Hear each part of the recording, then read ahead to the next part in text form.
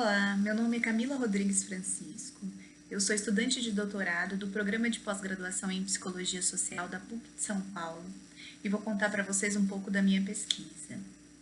Bom, começando com um contexto, no qual se dá essa pesquisa, a gente teve um fenômeno global, que foi a pandemia da Covid-19, uma crise sanitária de magnitude global que assolou o Brasil de uma forma muito particular, causando mais de 700 mil mortes, além de mais de 37 milhões de pessoas infectadas.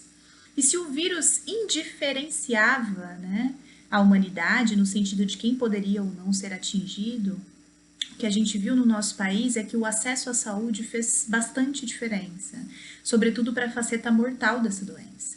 Nós temos muitos dados que vão apontar, que a população negra é a maioria no nosso país, e nesse sentido há uma desproporção muito grande com a incidência de morte voltada para essa população, que foi muito maior do que deveria ser, o que revela importantes desigualdades históricas em nosso território.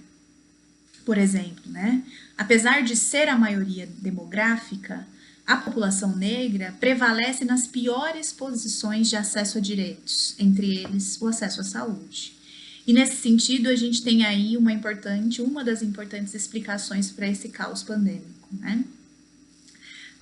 E nesse diálogo também, o acesso à educação, sobretudo no ensino superior e nas possibilidades de carreira profissional que envolvem posições de poder e prestígio, não observamos a maioria da população negra, nós não estamos lá nesses locais. Ainda nesse diálogo, a psicologia enquanto ciência e profissão é um desses espaços que a gente ocupa em menor escala. Nós temos dados do censo mais recente que vai apontar algumas reflexões nesse sentido. Garcia Dauder fez uma pesquisa sobre as psicólogas pioneiras dos Estados Unidos no século XIX. E ela vai dizer que a história da psicologia costuma ser contada destacando os pais, e isso é muito comum.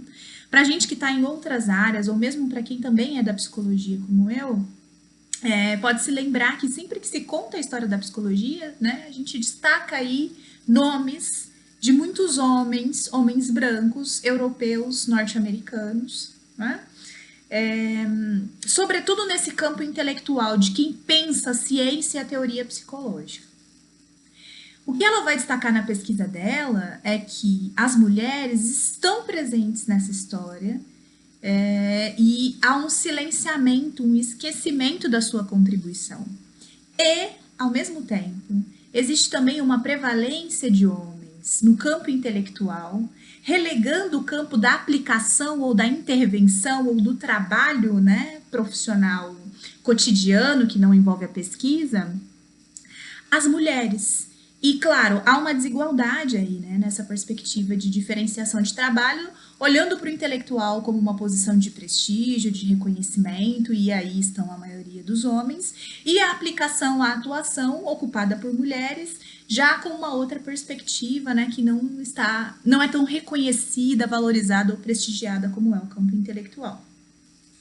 A gente vê isso se aplicar também no Brasil, também na psicologia, Mas a despeito das ausências, no sentido de sermos minoria, dos silenciamentos e apagamentos dessa história, a gente vê intelectuais negras atuando e pesquisando sobre as relações raciais no Brasil desde 1940, buscando pensar e transformar a realidade brasileira tão desigual, sobretudo quando a gente pensa nos atravessamentos do racismo na subjetividade.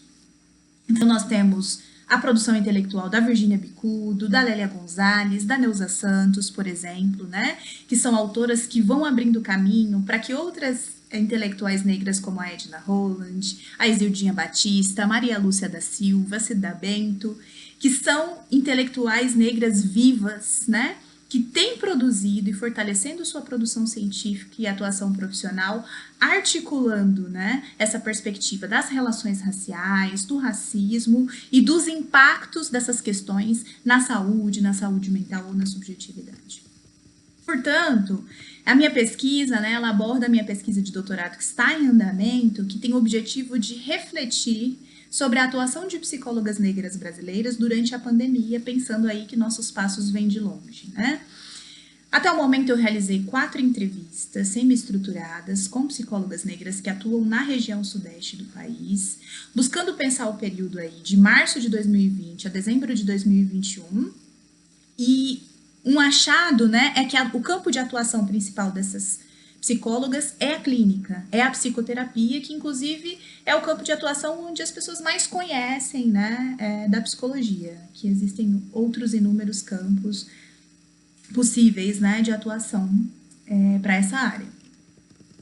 E aí, trazendo para vocês um pouco dos resultados, né, algumas questões já estão se destacando como bastante interessantes. Acho que um primeiro ponto para ser mencionado muito brevemente é que as ações, as intervenções dessas profissionais entendidas como cuidado em saúde mental, elas se articulam em diferentes teorias da psicologia, né? A psicologia é uma área muito múltipla nesse sentido, no que se refere à vinculação a perspectivas teóricas e metodológicas. As intervenções em psicologia estão baseadas em teorias psicológicas que, por sua vez, estão baseadas em perspectivas filosóficas, ou seja, há uma visão de pessoa, há uma visão de sociedade que está intrínseca nas teorias psicológicas, nas quais se baseiam as teorias psicológicas, né? Então, elas são muito diferentes entre si em alguns casos. As psicólogas negras, as 4 psicólogas entrevistadas, elas são de 4 áreas diferentes da psicologia, o que é algo muito interessante, e o que elas têm em comum é justamente trazer o debate antirracista de alguma forma para a sua atuação cotidiana. O que podemos observar, né, que não é uma regra ainda no nosso campo de atuação. A partir dos relatos, também a gente conseguiu acessar algumas práticas, ações e intervenções que foram criadas ou fortalecidas pelo período da pandemia, ou seja, o próprio atendimento online, né, foi algo que foi viabilizado pela instituição, né, o Conselho Federal de Psicologia, uma autarquia que orienta e fiscaliza a atuação profissional em psicologia. Então, veio uma orientação logo no início da pandemia de que os serviços psicológicos poderiam ser ofertados online, no contexto virtual, síncrono ou assíncrono, né?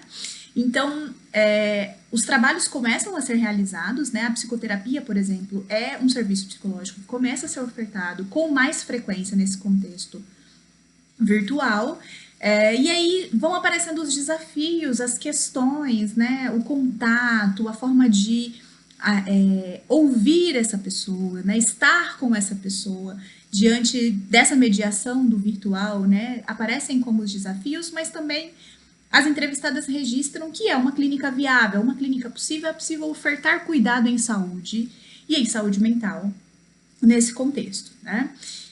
Outros aspectos também que foram interessantes foram as práticas grupais realizadas online, realizadas no período da pandemia, que às vezes eram temáticas, eram mediadas pela arte, né? Então, eram trazidas músicas, textos, enfim, de poetas, intelectuais negras, que foram fazendo parte e eram utilizadas como ferramentas para acessar aí algumas questões, não necessariamente do sofrimento, mas que pudessem auxiliar ali no processo de autoconhecimento, da subjetividade nesse período.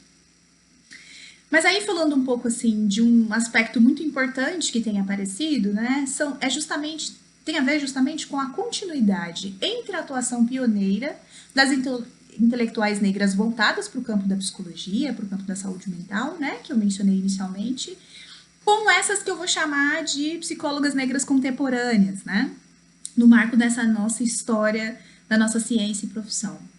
Então, eu gostaria de dizer que é um sintoma social, mas também, de alguma forma, um compromisso ativista dessas profissionais, reafirmar o argumento de que o racismo produz sofrimento mental. Isso é algo que a Virginia Bicudo, de alguma forma, estava falando lá em 1940, e as psicólogas entrevistadas ainda este ano também estão falando. Que o racismo impacta na saúde mental, que a raça é determinante de saúde, ou que a raça estrutura a subjetividade, o psiquismo, a sociedade, enfim.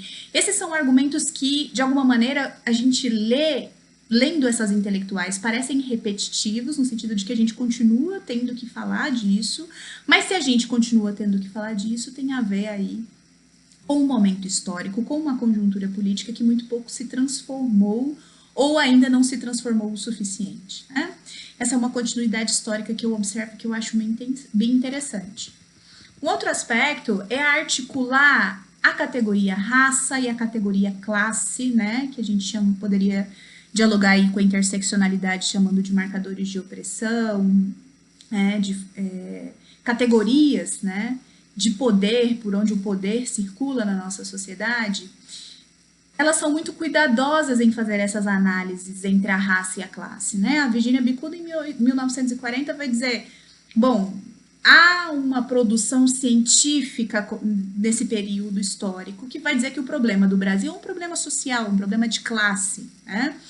E a Virginia Bicudo vem com a sua pesquisa, entre as conclusões dela é dizer, bom, tem algo que acontece aqui que nos dá notícias que há algo para além da classe, porque pessoas negras ascendem socialmente, estão relatando uma série de aspectos vinculados ao racismo.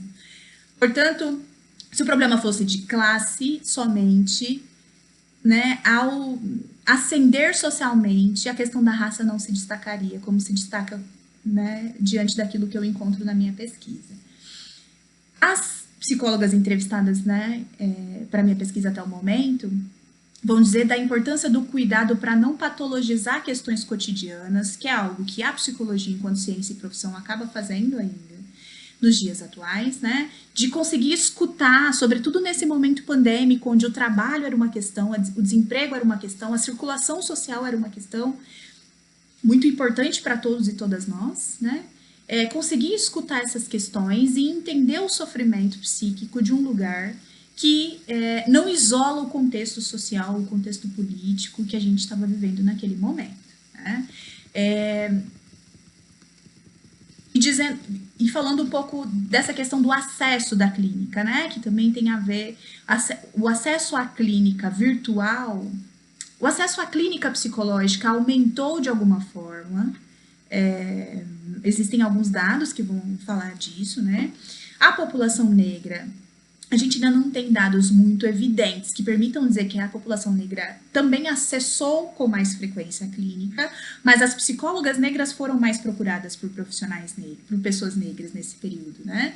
E elas são muito cuidadosas em afirmar que não necessariamente viabilizar uma clínica online com um valor um pouco inferior ao valor que costumava ser a clínica presencial, né, que é o que se chama de valor social, não necessariamente é isso que explica a quantidade de pessoas atendidas nesse período, né? Para dizer assim, algumas pessoas negras pagam o valor social, mas nem todas, né? Então, acho que esse cuidado em articular raça e classe, em trazer essa complexidade da experiência, é algo também muito importante de ser destacado. Um outro aspecto é justamente o questionamento à ideia de sujeito científico que a psicologia prega, né? Desde os seus primórdios, desde a sua fundação, de alguma forma. Então, tem um pressuposto tácito nas teorias psicológicas que vai dizer que existe uma ideia de corpo, de psiquismo, de subjetividade, de saúde, de doença, que é universal, ou seja, qualquer intervenção elaborada nesses termos funciona em qualquer lugar do mundo, com qualquer pessoa, né, para qualquer vivência. É muito interessante que uma das entrevistadas vai dizer, esse conto universal, ele é muito adoecedor, eu vejo isso na clínica o tempo inteiro, né? Outra entrevistada vai falar, não, tem um burburinho que eu estou vendo acontecer há algum tempo de discussão com relação a esse aspecto, né? Que passa pela raça, mas também passa pela sexualidade, pelo território, enfim, por outras experiências. Portanto, para concluir, né, esses resultados vão dando notícias para a gente de que ao questionarem postulados clássicos da psicologia, questões teóricas, questões metodológicas, que inclusive ainda estão em voga, estão em disputa, não são consensuais dentro do nosso campo e dentro do campo das ciências humanas, sociais e da saúde, né? Essas intelectuais negras, essas psicólogas negras, elas têm produzido insurgências na história, seja no campo do intelectual, seja no campo da atuação profissional, ou seja, a partir da prática que elas têm realizado. Então, dessa maneira, elas estão operando importantes resistências contra uma opressão colonial, sexista, racista e patriarcal que vem silenciando a sua presença, a sua contribuição teórica, como eu destacava para vocês, né, há pouco, e buscando transformar a realidade desigual que a gente observa, que a gente escuta na nossa clínica, que a gente e em outros espaços de atuação da psicologia, né, e que a gente continua vivenciando, inclusive enquanto pessoas negras. É isso, obrigada.